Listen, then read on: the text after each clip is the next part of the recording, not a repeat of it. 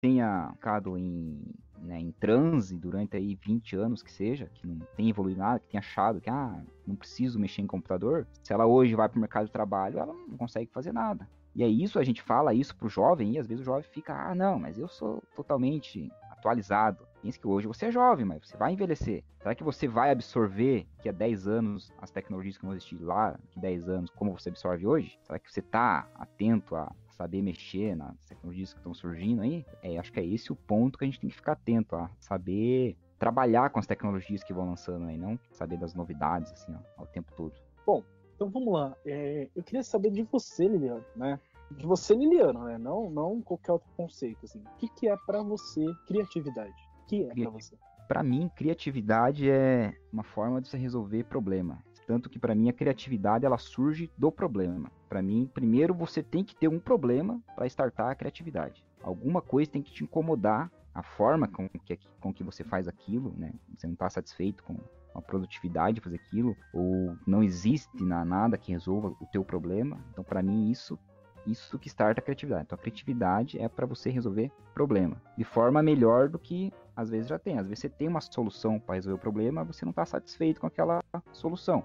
Vou dar um exemplo. Por exemplo, você não precisa ser criativo para maçaneta de porta. A maçaneta tá ali, você pega a maçaneta, vira e abre a porta. Não precisa ficar gastando o teu tempo criativo para resolver aquilo ali. Mas algo que te incomoda na tua vida, aí você precisa usar a criatividade. E por isso que a criatividade geralmente ela vem com a escassez dos recursos, né? Principalmente por isso que às vezes as empresas que falta grana para fazer grandes investimentos, a gente fala que tem que ser criativo. É por isso, porque quando você não tem recursos para bancar as soluções, as top soluções do mercado, você tem que usar a criatividade para conseguir executar aquele problema sem recursos, no caso. Então, nesse caso, um ser criativo, por essência, é utópico.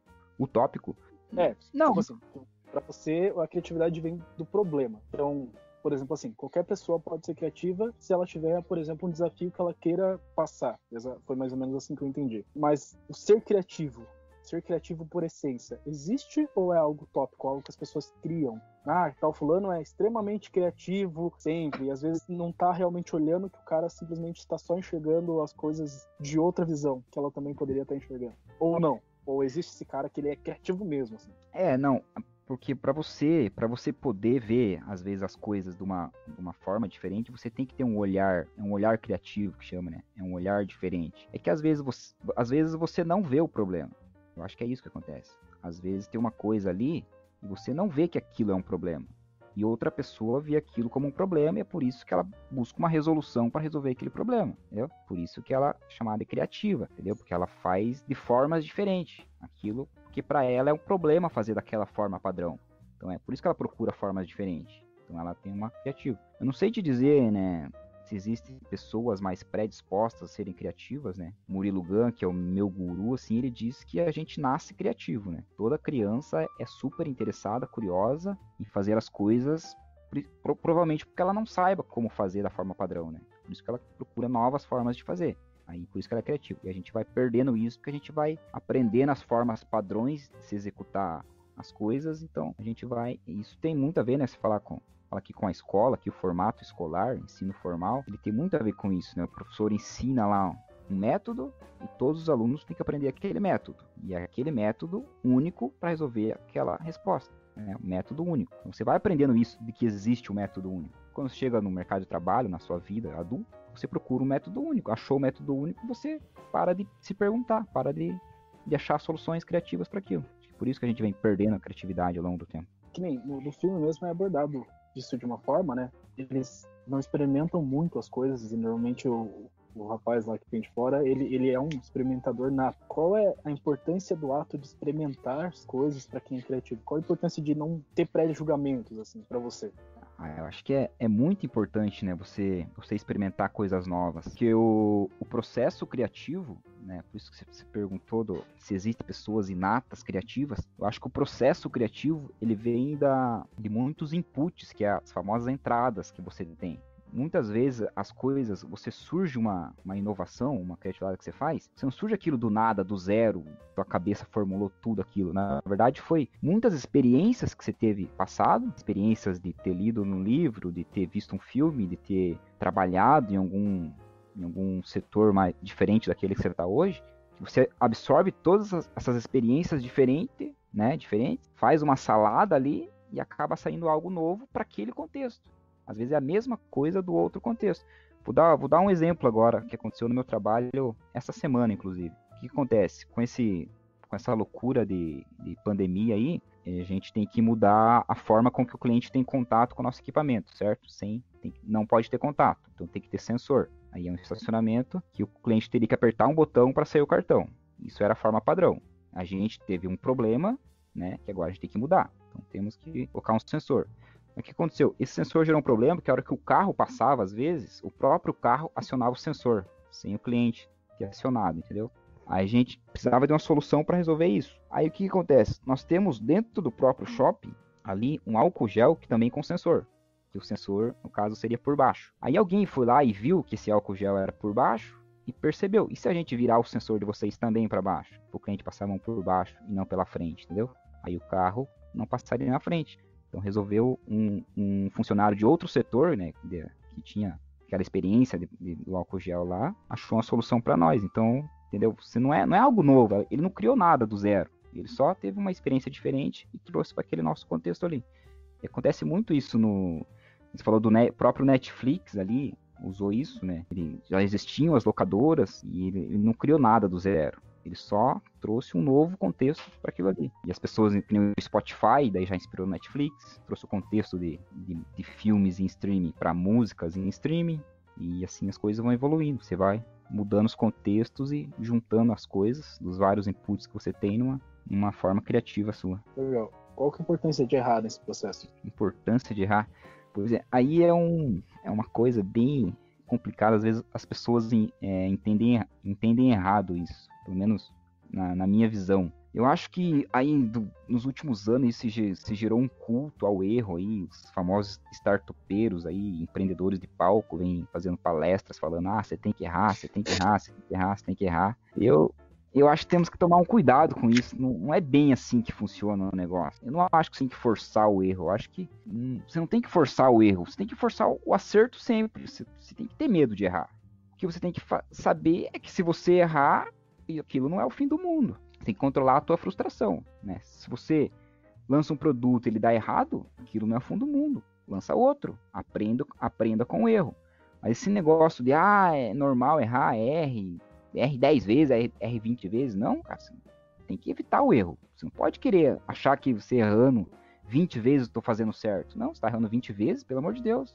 Acerte pelo menos uma vez. Eu tenho um pensamento um pouco diferente dos empreendedores de palco aí que acham que o erro faz parte. Eu lembro que eu li um livro, desculpem galera, eu leio às vezes muitos livros e eu não vou lembrar qual que foi que eu li isso aí, mas era alguma coisa sobre desenvolvimento e comportamento. E ele provava, na verdade, o erro é pior para o desenvolvimento. Na verdade, o sucesso é que ajuda o desenvolvimento, sabe? Eu sei que eu falei óbvio, mas tipo assim, é que às vezes, que nem você falou, às vezes o cara tá errando 20 vezes e tá achando que tá indo pro caminho certo. Exato, ele não para pra pensar que ele tem que pensar numa abordagem diferente, situações diferentes para que ele acerte pelo menos na próxima vez. E que os sucessos que ele teve vão garantir que ele acerte, porque normalmente o que acontece? Quando você tem um sucesso, você recorre a essa estratégia de sucesso para aplicar numa nova coisa. Então, assim, se você tem várias estratégias de sucesso na sua cabeça, a probabilidade é que você sempre tenha uma gama de ferramentas ali que vão te auxiliar quando você está vendo que tem um problema, entende? Não tô dizendo que eu acho que em certa parte o erro ele constrói sim caráter e tal, mas eu acho que tem um limite para você tentar. Acho que depois que você já tentou, tipo, porque nem, até o Thomas Edison que fala, né, que ele não criou a lâmpada com uma vez, ele fez só 99 tentativas diferentes. Isso. O Thomas Edison. Mas ele não disse que errou 99 vezes diferente, entendeu? Uhum. Diz que tentou de formas diferentes. Às vezes a galera dá essa interpretada que o cara errou 99 vezes para acertar na 100ª. Não, ele tentou de formas diferentes. Significa que a cada forma ele aprendeu um método diferente para fazer aquilo.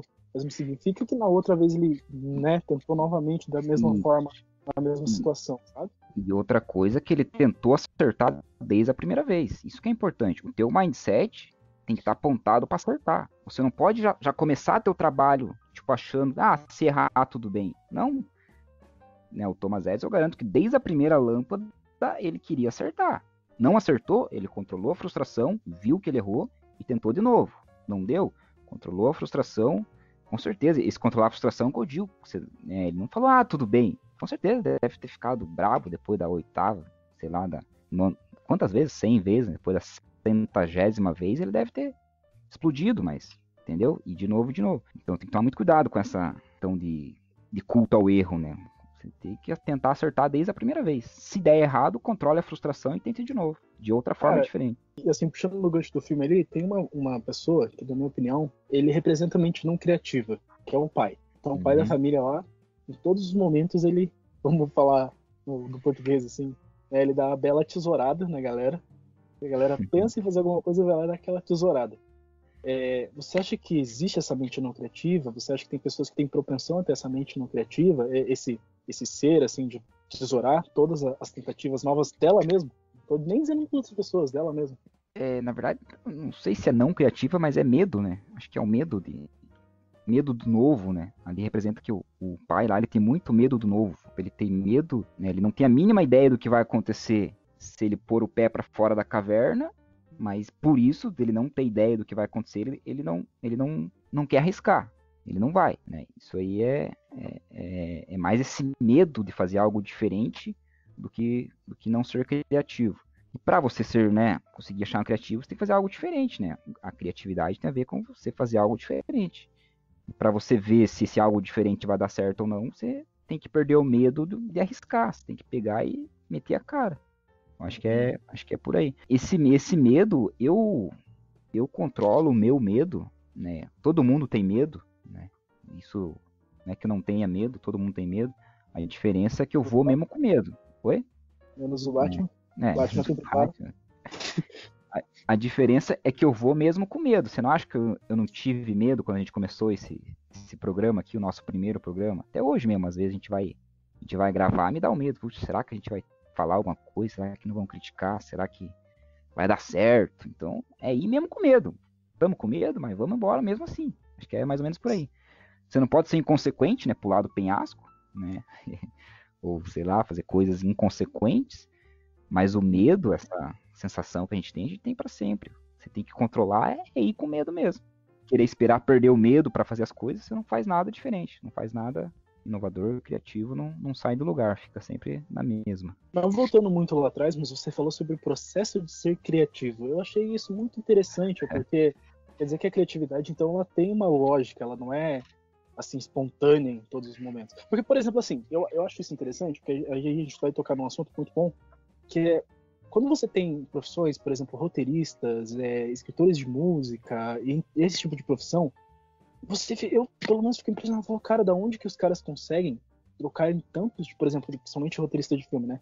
O cara trocar o gênero do filme pra terror, pra ação, pra não sei o que, e conseguir desenvolver um roteiro, ele tem uma base de roteiro, mas ele tem que, tipo, cara, criar coisas assim, de imaginar cenários e aquelas coisas, e eu penso, será que isso acontece todos os dias? Será que o cara, tipo, acorda e fala assim, porra, hoje realmente eu vou, né, nossa, escrever aquele filme? Ou será que ele tem um processo pra chegar nessa... Porque, por exemplo, assim, pra quem já quis escrever um livro, escrever um filme, talvez tenha algumas pessoas que ouçam o nosso podcast que já teve essa intenção, sabe muito bem a dificuldade que é você dar continuidade num livro, por exemplo. Vamos agora entrando nesse aspecto. Porque, por exemplo, assim, no primeiro dia você tem aquela explosão. Aí você cria os personagens, você cria o universo, você cria a história, você cria a linha narrativa, e você já começa a beijar o papel falando, meu Deus, isso aqui vai me dar muito dinheiro porque tá lindo. Aí você começa a desenvolver aqueles personagens, e daí você começa a ver que dentro daquela história, porque tipo assim, você fez uma página, né? Agora você precisa fazer, sei lá, as 289 restantes. E você vai vendo que essas 289 restantes começam a se tornar algo muito sacrificante. Tipo assim, um sacrifício você escrever cada capítulo. Por mais que na sua cabeça esteja exatamente o que você quer com aquele capítulo, para você chegar e demonstrar tudo aquilo, aquela ideia, de uma forma que não seja um clichê, né? Que você não use aquele clichê de sempre, que a pessoa lê e fala, nossa, isso aqui realmente é algo que eu preciso ler. É muito difícil, é muito, muito difícil. O que você acha disso? Tipo, tem um processo para ser criativo? Como que funciona? Sim, na verdade temos que separar aí os gênios, né? Claro que existem os gênios, o cara, não sei se tem um dom de Deus que a hora que dá o start, o cara sai um livro da cabeça dele ali em um dia. Mas isso aí é coisa para gênio, coisa que, né?